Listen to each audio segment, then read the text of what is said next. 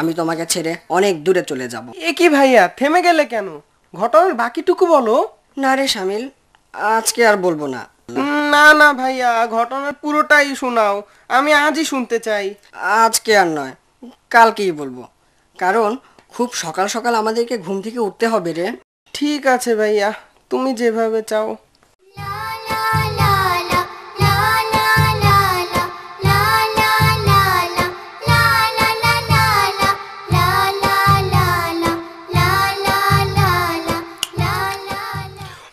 ও মামুনি, তরকারি যা মজা হয়েছে না! আল্লাহ তোমার হাতে আরো বরকত দান করুন মা। আল্লাহ তোমাদের সুস্থ রাখুন বাবারা। তোমরা আমার সাথে কালকে দোকানে যাবে, কিছু জিনিসপত্র গুছিয়ে দিয়ে আসবে, আর আমি ওদিকে কিছু কাস্টমার বিদায় করব। তুমি যেমনটি চাও বাবা। হে আল্লাহ, আমি তো আগামীকাল বিকালে বন্ধুদের সাথে চিড়িয়াখানায় যেতে চেয়েছিলাম।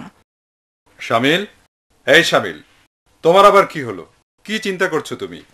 না বাবা, কিছু না, কিন্তু কালকে কখন দোকানে যেতে হবে? দুপুরের খাবার পরে একটু বিশ্রাম নিয়ে দোকানের দিকে যাব। কিন্তু এ কথা জিজ্ঞেস করছো কেন? না মানে আমি আমার বন্ধুদের সাথে চিড়িয়াখানায় যাবার কথা দিয়েছিলাম। বাবা আমাকে মাফ করো, আমি দোকানে তো যেতে পারছি না। তার মানে তুমি তোমার বাবাকে সাহায্য করতে দোকানে যেতে পারবে না? শামিল, তোমার কি হলো? তুমি কি বলছো? বাবা আমি যে ওদের কথা দিয়েছি। দোকানে অনেক কাজ, মাহাসিন একা সামাল দিতে পারবে না। তুমি কালকে না গিয়ে পরের দিন যেতে পারো। তুমি কি রাতের ঘটনাটা ভুলে গেছো? তুমি কিভাবে আব্বার ইচ্ছার বিরুদ্ধে যেতে পারো? বাবা মার কথা তো শুনতে হবে, যদি না তা ইসলামের পরিপন্থী হয়। এই শামিল, কথা বলো। ঠিক আছে আব্বু, আমি বন্ধুদের সাথে যোগাযোগ করে কালকে চিড়িয়াখানায় যাওয়া বন্ধ করে রাখবো। আলহামদুলিল্লাহ, আল্লাহ তোমার সব কাজে বরকত দিন। শামিল খুবই ভালো ছেলে, সে তার আব্বু আম্মুর একান্ত বাধ্য। হে আল্লাহ, তুমি আমাদের মাহসিন ও শামিলকে কবুল করো। মাহসিন, একটু আগে তুমি এমন কি কথা বললে যার ফলে শামিল তার মত পাল্টিয়ে দিল? আরে আব্বু, এটা অতি গোপন ব্যাপার, আর এই গোপন বিষয়টি আমার আর শামিলের মধ্যেই থাকুক, যদি তাতে মহান আল্লাহ এবং আপনাদের সন্তুষ্টি থাকে। আরে কিছু গোপন বিষয়ের রক্ষক থাকতেই হবে, তা না হলে কেন আলামিন বলা হয়েছে?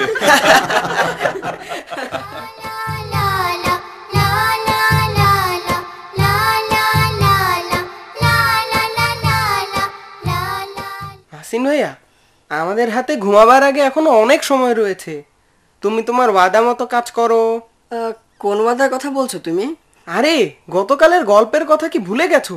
আজকে তো তোমার গল্পটা পুরা করার কথা ছিল। ও হ্যাঁ হ্যাঁ হ্যাঁ হ্যাঁ, মনে পড়েছে মনে পড়েছে, কিন্তু গল্পটা কত দূর গিয়েছিলাম জানো?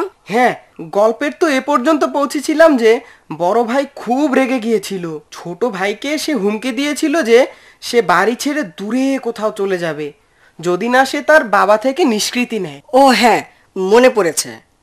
এখন ছোট ভাই পড়েছে উভয় সংকটে, হয় তার ভাইকে হারাতে হবে অথবা বাবাকে হারাতে হবে। সে তার বড় ভাইকে অনেক বোঝাতে চেষ্টা করলো তার এই অসহায় বাবার ব্যাপারে, কেননা তার তো এই দুনিয়াতে তারা ছাড়া আর কেউ নেই। এই বাবাই ছোটকালে তাদেরকে কত কষ্ট করে মানুষ করেছে, এই আশায় যে আমরা বড় হয়ে তাকে সাহায্য করব। কিন্তু বড় ভাই কোনো কথাই শুনলো না, বরং সে ছোট ভাইকে বিভিন্ন প্ররোচনা দিতে থাকলো। বলে, আরে বাবা তো একেবারে বুড়িয়ে গেছে, সে তো কিছুই করতে পারে না, সে আমাদের ঘাড়ে বোঝা হয়ে আছে। আর এই বুড়া বাবা কয়দিনে বা বেঁচে থাকবে? এই বাবা আমাদেরকে খুবই যন্ত্রণা দিচ্ছে। বড় ভাই বলল, তুমি দ্বিধায় পড়ো না, আমি একটা পথ বের করব, যার দ্বারা এ বাবার হাত থেকে আমরা নিষ্কৃতি লাভ করতে পারবো। কি পথ ভাইয়া? তারা কি তাদের বাবাকে হত্যা করবে? না শামিল, না, তারা একমত হলো যে তারা বাবার কাছ থেকে নিষ্কৃতি লাভ করবে এইভাবে যে রাতের বেলায় বড় ভাই একটা বিরাট ঝুড়ি বা চাটাই নিয়ে এলো এবং তার বাবাকে ওই ঝুড়ির মধ্যে রাখলো। সে যখন তার ছেলেদেরকে জিজ্ঞেস করলো কেন তাকে এই ঝুড়িতে উঠাচ্ছে, তারা বলল, তুমি ভয় করো না বাবা, তোমাকে নিয়ে আমরা দূর দেশে বেড়াতে যাচ্ছি, তাহলে তোমার শরীরটাও একটু ভালো থাকবে। তারা তার বাবাকে পিঠে করে নিয়ে দূর দেশে অজানা পথে এগিয়ে চলল। হায় আল্লাহ, ওরা তাদের বাবাকে কি করতে চায়? বাকি গল্পটা না হয় কালকেই বলি। আমার আবার খুব ঘুম পাচ্ছে।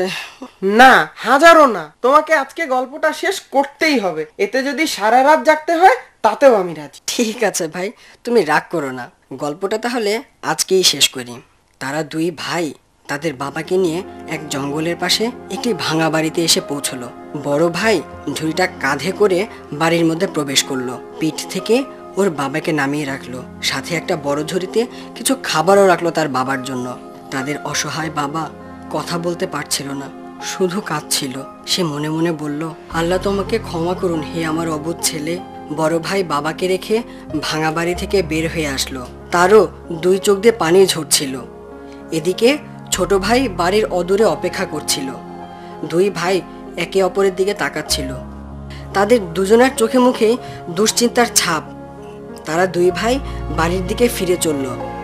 দুই ভাই গোপনে গোপনে কাঁদছিল, কিন্তু কেউ কাউকে বুঝতে দিচ্ছিল না যে তারা কাঁদছে।